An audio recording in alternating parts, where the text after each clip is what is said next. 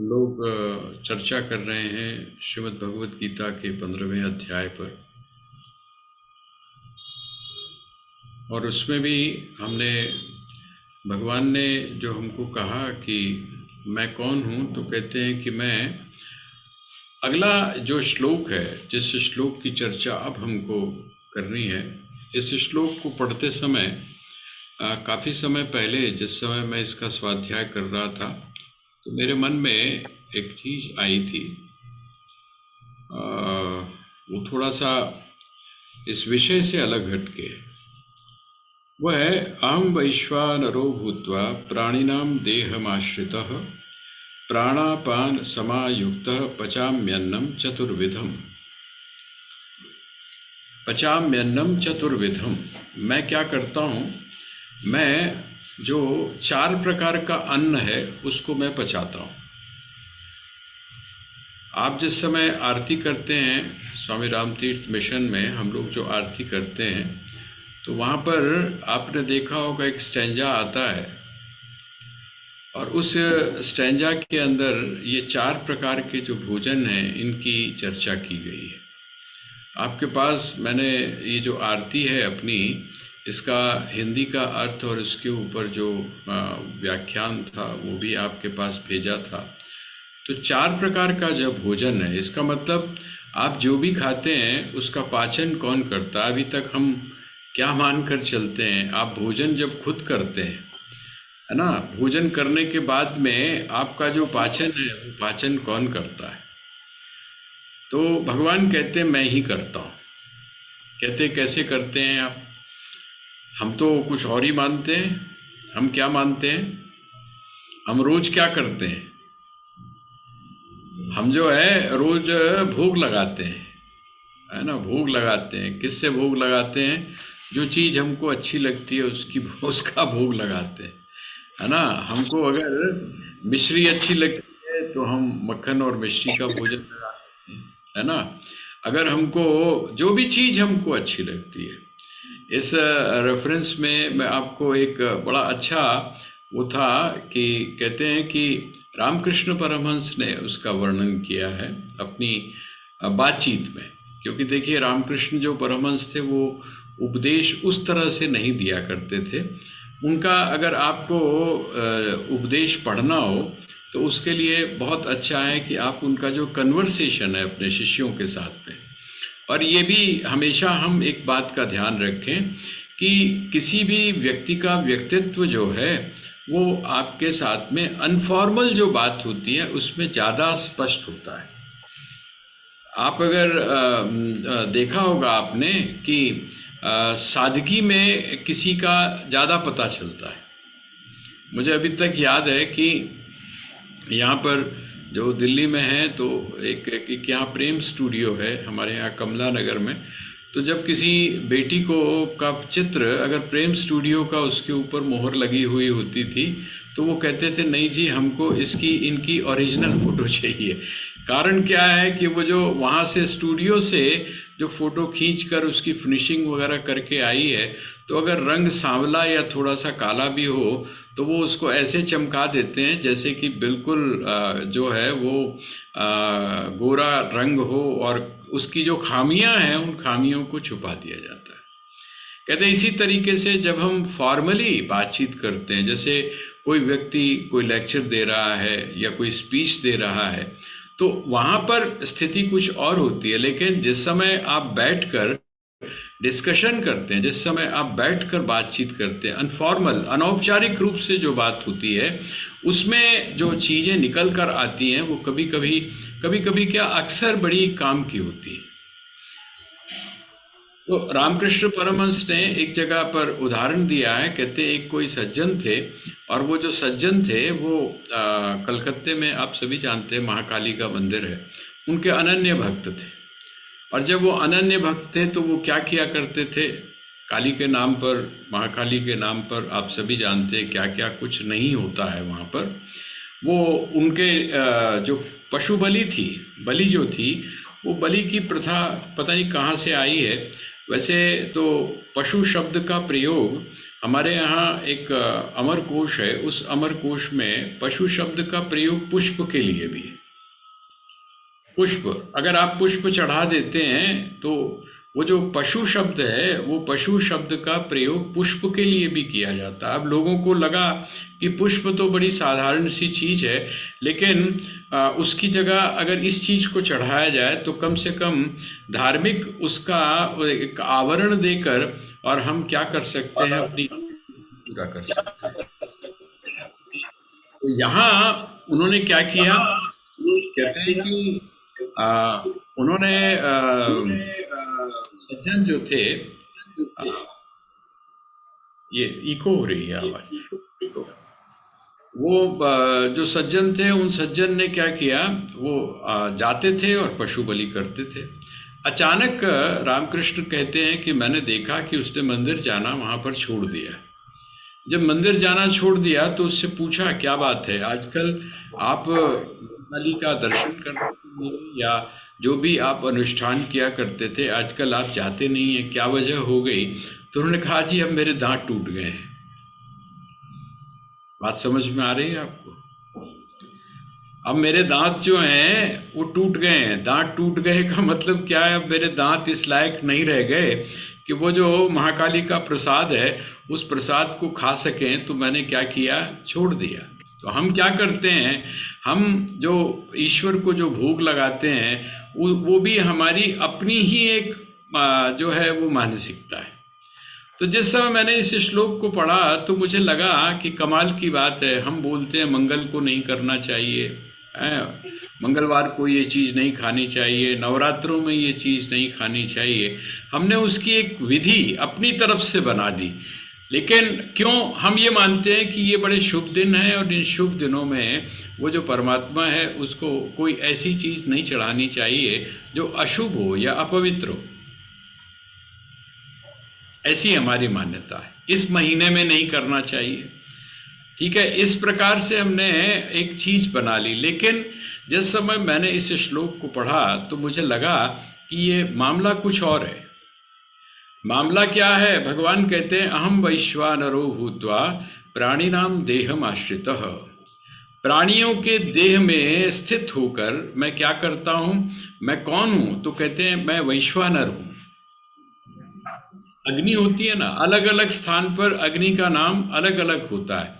जिस समय वो जल के बीच में होती है तो उसको बड़वानल बोलते हैं। वहां पर भी आपने सुना होगा कि वहां पर भी अग्नि है, वहां पर भी अग्नि है। वो जो अग्नि है वही अग्नि उस समुद्र के जल को क्या करती है, उस समुद्र के जल को भाप बनाकर की तरफ उठाती है। आपने एक चीज और महसूस की होगी कि जो नदियां होती हैं उस नदियों में, या जब आप सर्दियों में भी स्नान करते हैं तो उनका जो जल है वो अंदर से संघर्ष के कारण, घर्षण के कारण, क्योंकि उनमें गति होती है उसके कारण। इसी तरह से जब आप कुएं के जल में स्नान करते हैं तो वहां पर भी यही बात होती है। तो अलग अलग स्थान पर वह जो अग्नि है उसका नाम अलग अलग है। भगवान कहते हैं कि तो आपके भीतर भी आपका जो उदर है वहां पर भी एक विशेष प्रकार का घर्षण चल रहा है। किस चीज का घर्षण है? प्राण और अपान का। ये जो पंच प्राण है ना, 5 प्रकार के जो प्राण हैं, इन पंच प्राणों में जो 2 प्राण हैं, एक प्राण कौन सा है जो ऊपर की तरफ प्रवाहित होता है और एक प्राण जो है वो नीचे की तरफ प्रवाहित होता है। कहते हैं इन दोनों का जो संघर्ष है, इन दोनों का जो घर्षण है, तो प्राणापान समायुक्तः पचान्यम चतुर अहम वैश्वानरो भूत्वा प्राणिनाम देहमाश्रितः। मैं क्या करता हूँ, मैं वैश्वानर नाम की अग्नि बनकर और प्राणियों के उदर में निवास करता हूँ और प्राण और अपान, प्राणापान समायुक्तः पचामि अन्नम चतुर्विधम। 4 प्रकार का जो अन्न है, एक तो वो है जिसको खाया जाता है, एक वो है जिसको चोष्य जिसको बोलते, जैसे च्यवनप्राश है ना, च्यवनप्राश है।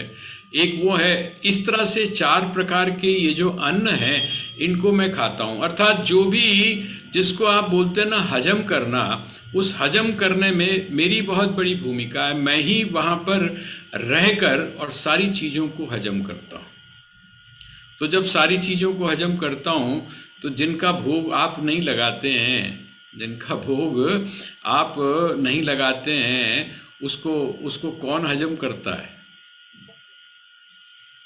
उसको कौन हजम करता है? आप जो सुबह ऑमलेट बना के जो आप खाते हो, जिसका आप भोग नहीं लगाते, लगाते हो ठाकुर जी को भोग? या आपका जो मंदिर आपने घर में बना रखा है, आप उसको भोग लगाते हो? नहीं लगाते ना, है? जब जब आप उसको भोग भी नहीं लगाते हैं, आप इसलिए नहीं लगाते हैं कि नहीं, इन सब चीजों का भोग जो है उनको नहीं लगाया जाता, नहीं लगाना चाहिए, अच्छा नहीं लगता है। ठाकुर जी को ये चीज थोड़ा ना खाते हैं। ठाकुर जी तो 56 प्रकार का भोग खाते हैं, लेकिन भगवान तो कहते हैं कि मैं जो भी तुम खाते हो उस सबको पचाता हूँ। अब थोड़ा सा विचार करके देख लीजिएगा। ये जो श्लोक है, इस श्लोक को यदि आप इस संदर्भ में देखेंगे और आप ये विचार करेंगे कि आप जो कुछ भी खा रहे हैं, जो कुछ भी आप खा रहे हैं, वो सबको पचाने वाला कौन है? तो भगवान है, और भगवान के मुख से निकला हुआ है। ये किसी और ने नहीं कहा, ये श्रीमद् भगवद गीता में भगवान स्वयं कह रहे हैं, अहम वैश्वानरो भूत्वा प्राणिनाम देहमाश्रितः प्राणापान समायुक्तः पचाम्यन्यम चतुर्विधम। इसका मतलब मैं ये जो अन्न है, इसको क्या करता हूँ? पचाता हूँ। हाँ, प्लीज म्यूट कर लीजिए, म्यूट म्यूट कर लीजिए, आमतौर पे म्यूट छूट जाता है। तो पचाम्यन्नम चतुर्विधम, मैं 4 प्रकार के जो अन्न हैं उनको मैं क्या करता हूँ? पचाता हूँ। तो थोड़ा सा हम ये जो श्लोक है, इस श्लोक के इस संदर्भ के बारे में हम विचार करके देखें, तो मुझे लगता है कि हो सकता है हमारा जो खाना पीना है, हमारा जो आचरण है, भोजन के मामले में, वो शायद उसके ऊपर उसका कुछ प्रभाव पड़े।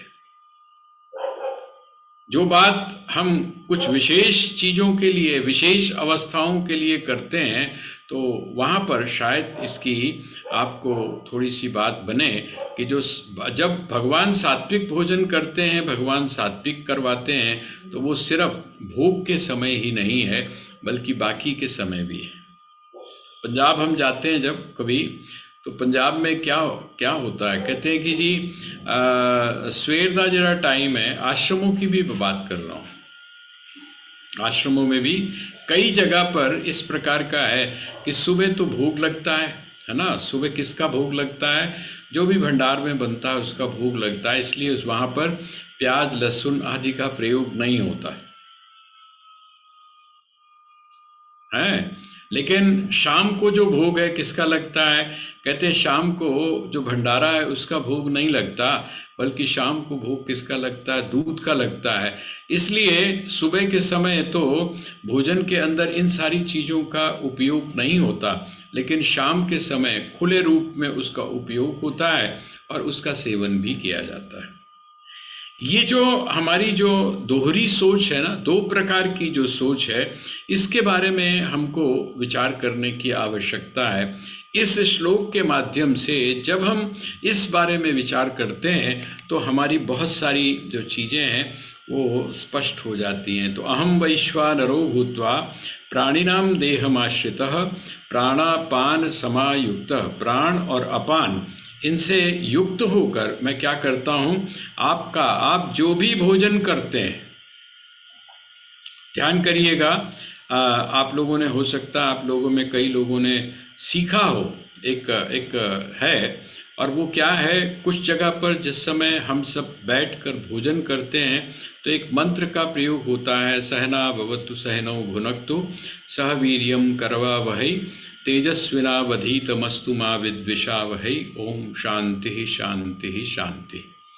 ये जो है ये मंत्र, जिस समय आप गुरु और शिष्य दोनों बैठकर आपस में चिंतन करते हैं, तब भी इस मंत्र का प्रयोग होता है, और कुछ जगह पर इस मंत्र का प्रयोग भोजन के समय होता है।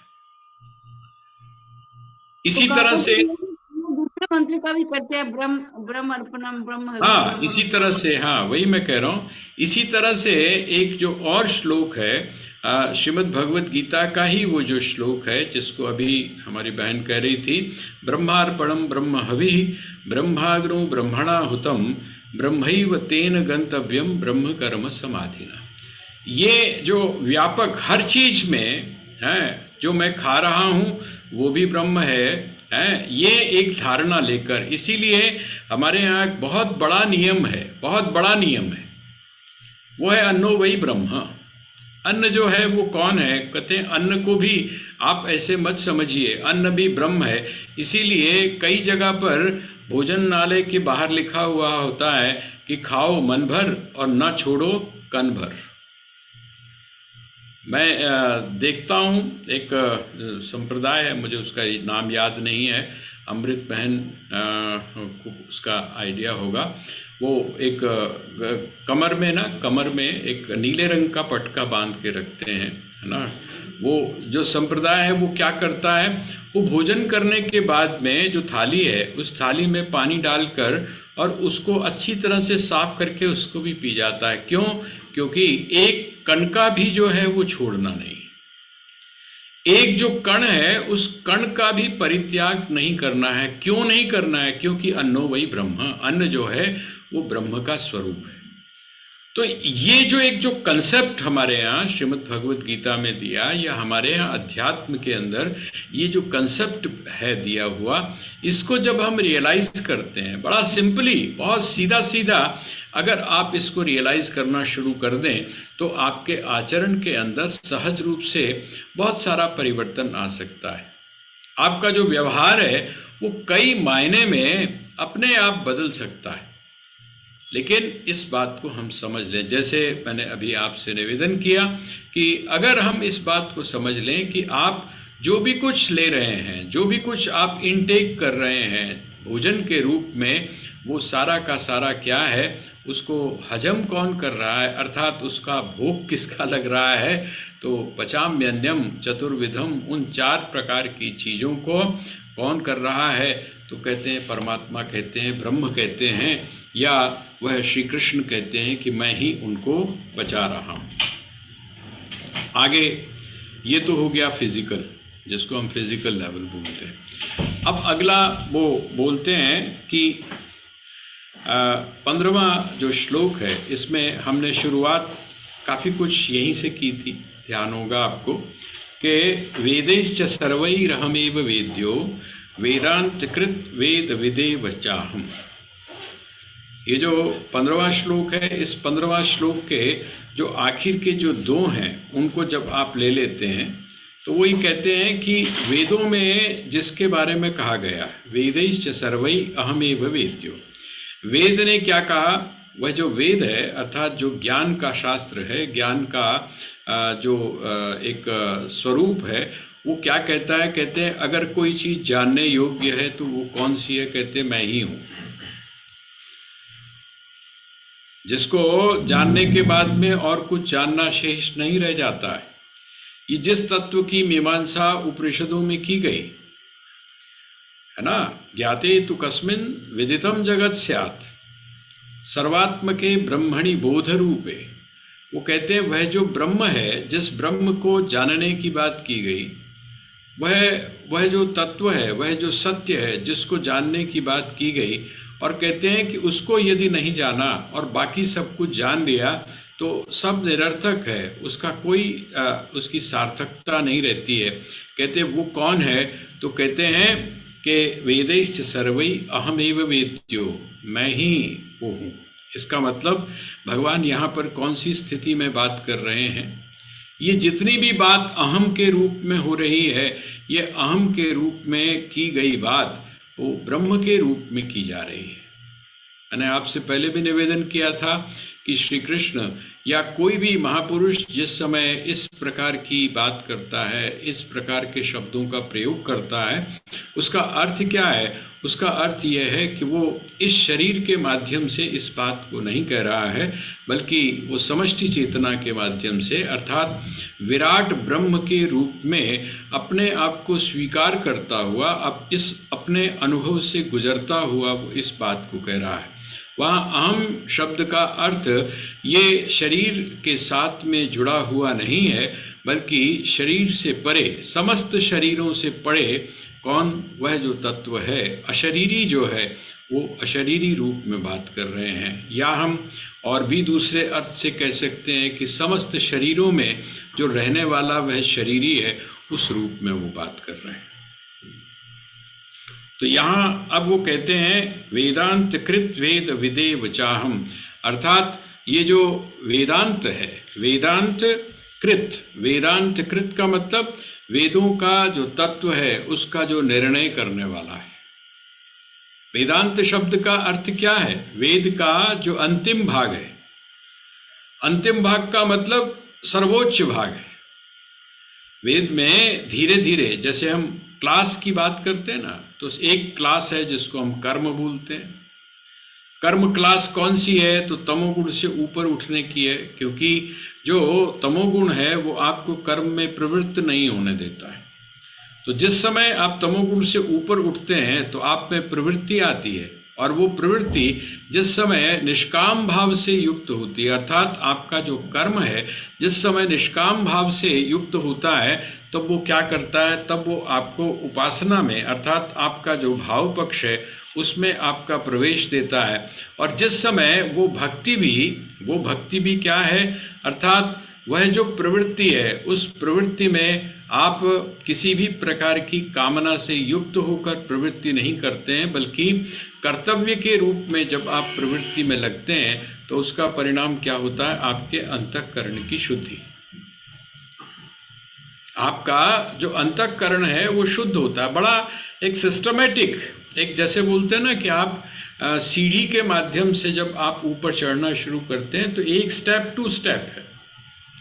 एक सीढ़ी पर आपने पैर रखा और उससे जब आप ऊपर बढ़कर अगली सीढ़ी पर पैर रखते हैं तो पिछली सीढ़ी को आप एक तरह से छोड़ देते हैं।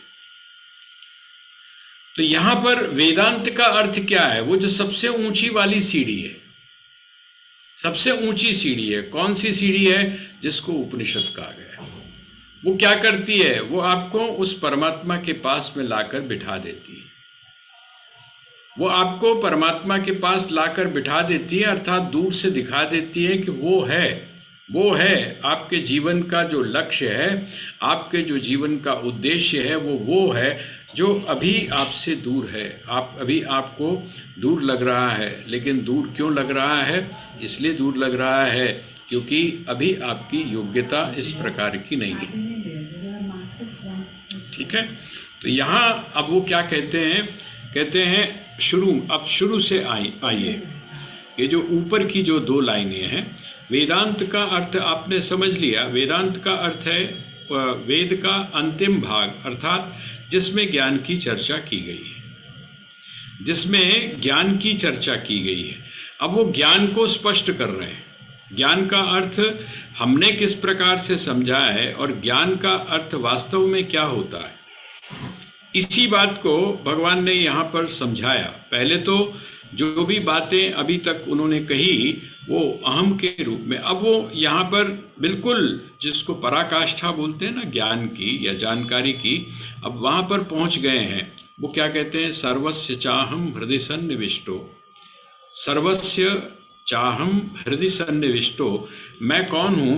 कहते हैं मैं सबके हृदय में सन्निविष्ट, अर्थात प्रवेश है मेरा, मैं सबके हृदय में रहता हूँ। आपने एक बहुत बार एक श्लोक सुना होगा, ईश्वर सर्वभूतानां हृद्देशेर्जुन तिष्ठति, है ना? ईश्वर सर्वभूतानां हृद्देशे अर्जुन तिष्ठति, भ्रामयन् सर्वभूतानि यंत्रारूढ़ानि माया। वो कहते हैं वह जो ईश तत्व है, जिसको आप ईश्वर कहते हैं, जिसको आप क्या कहते हैं, ईश्वर कहते हैं। वो ईश्वर क्या करता है, कहते हैं ईश्वर सर्वभूतानां, प्रत्येक प्राणी मात्र के हृदय में निवास करता है। अब हम ऐसा ना कहें कि प्रत्येक प्राणी मात्र के हृदय में निवास करता है, हम ये भी कह सकते हैं कि प्रत्येक प्राणी में वो निवास करता है। हृदय का अर्थ क्या है? हृदय का अर्थ है कि वो जहां से उसको उसका ज्ञान प्राप्त होता है। हृदय का मतलब क्या हुआ? भाव पक्ष। हार्ट जिसको आप बोलते हैं, स्वामी राम ने क्या 3 प्रिंसिपल बताए ना, 3 प्रिंसिपल्स बताए। एक तो वो कहते हैं 3H जिसको स्वामी जी बोलते हैं। एक तो हैंड है, हैंड का मतलब आपके हाथ, कर्म। दूसरा है हार्ट, हार्ट का मतलब आपका हृदय। और तीसरा है हेड, हेड का मतलब जो आपके शरीर का सर्वोच्च भाग है। तो हाथ आपका क्या हुआ? कहते हैं हाथ आपका हुआ कर्म, और भाव अर्थात हृदय, जहां से आपको जीवनी शक्ति मिल रही है, जहां से आप प्रवृत्त हो रहे हैं, जहां से आप जीवित हैं, वो स्थान कौन सा है? तो कहते हैं वो स्थान है आपका हृदय। और उस हृदय में कौन निवास करता है? तो कहते हैं भगवान कहते हैं मैं निवास करता हूँ। वो हार्ट कौन सा है? वो हार्ट ये वाला हार्ट नहीं है जिसको हम फिजिकल बोलते हैं, बल्कि वो कौन सा है? वो संस्कारों से, हमारे जो विभिन्न संस्कार हैं जो हमको दिखाई नहीं देते। ये जो फिजिकल जिसको आप हार्ट बोलते हैं, ये तो जिस समय शरीर छूटता है तो यहीं रह जाता है। जब शरीर छूटता है तब ये यहीं रह जाता है। लेकिन वह हृदय, वह चीज जिसको हम हृदय बोलते हैं, वो हमारे साथ में आगे की यात्रा को भी तय करता है, जिसको हम जीवात्मा की, दूसरे लोकों की यात्रा बोलते हैं, मृत्यु के बाद की यात्रा बोलते हैं। तो भगवान कहते हैं कि मैं वहाँ पर रहता हूँ। यहाँ पर भी वो यही कह रहे हैं कि मैं क्या करता हूँ? कहते हैं मैं रहता हूँ कहाँ पर? कहते हैं सर्वस्य चाहम हृदय सन्निविष्टो, समस्त प्राणियों के हृदय में मैं निवास करता हूँ, है ना। हृदय में प्रवेश करके सन्निविष्ट है, मैं वहाँ पर रहता हूँ, मैं वहाँ पर निवास करता हूँ। और क्या करता हूँ वहाँ पर रह के? देखिए वहाँ पर क्या, जो एक श्लोक मैंने अभी आपके सामने कहा, वहाँ पर उन्होंने क्या कहा? वो कहते हैं कि मैं ईश्वर सर्वभूतानां हृदयेषु तिष्ठति भ्रामयन् सर्वभूतानि यंत्रारूढ़ानि माया। वह ईश्वर क्या करता है? वो कहते हैं भ्रामयन, भ्रामयन, भ्रामयन का मतलब घुमाता है।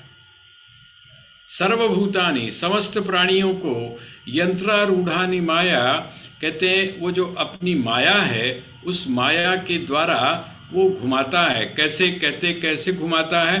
कहते यंत्रारूढ़ानि, यंत्र पे आरूढ़ जैसे कोई व्यक्ति घूमता है, यंत्र पर आरूढ़ कोई व्यक्ति जिस प्रकार से घूमता है, कहते इस प्रकार वो घुमाता है। अर्थात अपनी माया से वो जैसा चाहता है उसी प्रकार से उसको भ्रमित करता है, उसको घुमाता है।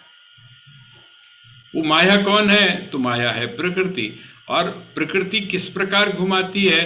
तो प्रकृति की एक सुव्यवस्था है, एक अपनी व्यवस्था है, उस अपनी व्यवस्था के माध्यम से वो घुमाती है। उसके कुछ नियम हैं, उन नियमों के माध्यम से वो हमारे ऊपर शासन करती है। लेकिन यहाँ पर वो कहते हैं सर्वस्य चाहम हृदय सन्निविष्टो मत्तः स्मृतिर्ज्ञानमपोहनञ्च। कहते 3 जो चीजें हैं वो मुझसे ही हैं। मैं इस शरीर के अंदर बैठकर अर्थात आपके हृदय में बैठकर क्या करता हूं? तो कहते हैं स्मृति ज्ञानम अपोहनम च। स्मृति शब्द का अर्थ क्या होता है? स्मृति शब्द का अर्थ हम लोग आमतौर पे बोलते हैं याद, जिसको हम याद बोलते हैं। और वो याद हम किसके साथ जोड़ देते हैं? उस याद को किसके साथ जोड़ देते हैं? कहते हैं अब आजकल जो है हमारी माता जी जो हैं वो भूलना शुरू हो गई, उनकी स्मृति का भ्रंश हो गया है। किस चीज को भूल रही हैं वो? चाबी रखी, भूल गई, पर्स रखा, भूल गई। ये क्या है? ये स्मृति है। सामान्य रूप में जिस समय हमको कहा जाता है स्मृति, तो कहते हैं कि ये जो स्मृति है, ये स्मृति का अर्थ हम भौतिक पदार्थों के लिए लेते हैं। लेकिन क्या जो भौतिक पदार्थों को नहीं भूलता है, एक विशेष अवस्था में पहुंचकर जो इस रोग से ग्रस्त नहीं होता है, या जिसको हम बोलते हैं एज फैक्टर, तो क्या हम ये मानेंगे कि उसकी स्मृति ठीक है? क्या हम उसकी स्मृति को ठीक मानेंगे? अगर हम उसकी स्मृति को ठीक मानते हैं, तो ये जो स्मरण शब्द है, इसका प्रयोग करने की क्या आवश्यकता है? भजनों में आप पढ़ते होंगे ना, वो क्या है? सुमिरन कर ले मेरे मना, तेरी बीती उम्र हरि नाम बिना रे। ये जो सुमिरन है, ये सुमिरन कौन सा सुमिरन है? ये सुमिरन कौन सा स्मरण है? या ये जो सुमिरन है, ये किस बात की स्मृति है? ये भी तो स्मृति है ना, याद। किसकी याद बनाए रखो? तो कहते हैं परमात्मा की याद बनाए रखो। तो कहते हैं ये जो स्मरण है, किस बात का स्मरण? किस बात का स्मरण? मैं कौन हूं? ये जो एक प्रश्न है, जिसको पूछने के लिए हमारे ग्रंथ बार बार बोलते हैं, जिसको पूछने के लिए हमारे जो महापुरुष हैं वो बार बार आपसे बोलते हैं। महर्षि रमण जो हैं, महर्षि रमण का तो पूरी की पूरी साधना इसी बात पे टिकी हुई है कि आप अपने आप से हमेशा, जब भी आपको वक्त मिलता है, आप अपने आप से पूछिए कोहम, मैं कौन हूं। उसका उत्तर तलाश करने का आप प्रयास करें। आदि शंकराचार्य भी कहते हैं कि बहुत सारे प्रश्न हैं जिनके ऊपर हमको विचार करना चाहिए, और उन प्रश्नों में से एक प्रश्न जो बहुत महत्वपूर्ण है, सबसे ज्यादा महत्वपूर्ण है, वो कौन सा है? कस्त्वम कोहम कुत आयात कामे जननी को मे तात इति परिभावय सर्वमसारम विश्वम त्यक्त्वा स्वप्न विचारम भज गोविंदम भज गोविंदम गोविंदम भज मूढ़मते। उसका कारण क्या है? वो कहते हैं तब तक आपको ये जगत स्वप्न की तरह नहीं दिखाई देगा। कहते हैं कब तक? कहते हैं जब तक कि आपको इस बात का, इस प्रश्न का उत्तर नहीं मिल जाता है कि कोहम अर्थात मैं कौन हूं। तो स्मृति का अर्थ क्या हुआ? स्मृति का अर्थ यह है कोहम, मैं कौन हूं। मैं कौन हूं हम ये भूल गए। यहां पर जो स्मृति शब्द है, यहां पर स्मृति शब्द का अर्थ आप याद मत लीजिएगा। यहां पर स्मृति शब्द का अर्थ है स्मरण। किसका स्मरण? तो आत्मस्मरण। हम अपने आप को भूल गए। आत्मविस्मृति एक शब्द का प्रयोग किया जाता है जब आप अपने आप को ही भूल जाते हैं। एक स्थिति कभी कभी ऐसी आती है कि जब आपसे कहा जाता है कि आप कौन हैं, तो आपको अपने नाम का ही नहीं पता होता है। आपको अपने नाम का ही नहीं पता होता है। ये जो नाम का पता होना है, ये आपकी आंतरिक स्थिति को बताता है। इसका मतलब आपके लिए आपका शरीर, आपका नाम, आपका रूप कोई महत्व नहीं रखता। कोई और चीज ऐसी है जो आपके लिए बहुत महत्वशील है। अल्बर्ट आइंस्टाइन के बारे में एक बार आता है कि वो बैंक में गए, और जब बैंक में गए तो उनसे पूछा कि आपका नाम क्या है। उनसे ये पूछा कि आपका नाम क्या है। अब अल्बर्ट आइंस्टाइन जो है वो आप इधर उधर लगे देखने, इधर उधर देखने लगे। जो साथ में लोग खड़े थे उनकी तरफ देखने लगे। तो वो जो बैंक में जो बैठा हुआ था काउंटर के ऊपर, उसने कहा सर हम आपसे पूछ रहे हैं कि आप अपना नाम बताइए। तो अल्बर्ट आइंस्टाइन को अपने नाम का ही पता नहीं था। उनको अपने नाम का ही पता नहीं था। लोगों ने बताया कि इनका नाम क्या है, इनका नाम आइंस्टाइन है। ये क्या चीज बताता है? ये चीज बताता है कि वह व्यक्ति जिस जगह पर है, वह व्यक्ति जिस जगह पर डूबा हुआ है, वहां पर शरीर का या नाम और रूप आदि का कोई महत्व नहीं है। यहां पर हम लोग अपना जो स्मरण है या अपनी जो जिसको हम याददाश्त बोलते हैं, उसको हम उसके साथ में लगा देते हैं जो नाम और रूप के साथ में जुड़ी हुई है। लेकिन यहाँ पर भगवान कहते हैं स्मृति का अर्थ क्या है? स्मृति का अर्थ है जिस समय आप अपनी आत्मा को भूल जाते हैं। आत्मा का शब्द का अर्थ हमने क्या ले लिया? शरीर। यहाँ पर जिस आत्म शब्द का प्रयोग हम लोग कर रहे हैं वो कौन सा है? शरीर। जब हम बोलते हैं कि वो आदमी अपने आप को भूल गया, तो अपने आप को भूलने का अर्थ क्या है? कि वो अपना नाम भूल गया, अपने घर का पता भूल गया, उसको यही नहीं पता है कि मेरे कितनी पुत्र हैं, उनको यही नहीं पता है कि मेरी कितनी पुत्रियां हैं। अब ना वो अपने पुत्रों को पहचानता है और ना वो अपनी पुत्रियों को पहचानता है, वो अपने घर को भी नहीं पहचानता है और वो अपने आप को भी नहीं पहचानता है। ये जिसको आप आत्म शब्द कह रहे हैं, ये आत्म शब्द का यहाँ पर प्रयोग किस अर्थ में हुआ? इस शरीर के साथ में जुड़कर हुआ। क्योंकि यहाँ पर जिसको आप आत्म बोल रहे हैं वो शरीर के संबंध से संबंधित है, लेकिन यहाँ भगवान जिस शब्द का प्रयोग कर रहे हैं स्मृति, वो आत्मस्मृति का अर्थ क्या है? आत्मस्मृति का अर्थ है आपका जो वास्तविक स्वरूप है उसका विस्मरण। तो स्मृति, स्मृति और ज्ञानम। ज्ञानम का अर्थ क्या है? हम लोगों ने ज्ञान किसको मान लिया? बड़ा ज्ञानी व्यक्ति है, बड़ा ज्ञानी व्यक्ति है, बड़ा बुद्धिमान व्यक्ति है, हमने किसको मान लिया?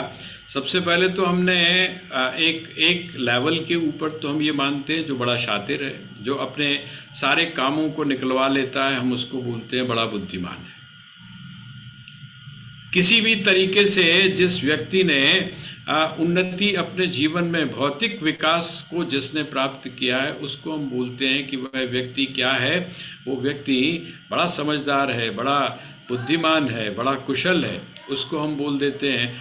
और चलो इससे हम थोड़ा सा अलग हट के अगर विचार करते हैं तो हम ये कहते हैं कि जो व्यक्ति जितने ग्रंथों को अच्छी तरह से बोल लेता है, वो बता देता है कि वेद की फलानी, उसके अंदर फलाना जो सूत्र है वो या बलान, वो जो अमुक जो मंत्र है, वो अमुक मंत्र इस अध्याय का है, इस मंडल का है, इस वेद का है, उसको हम क्या बोल देते हैं? हम बोल देते हैं बहुत ज्ञानी है।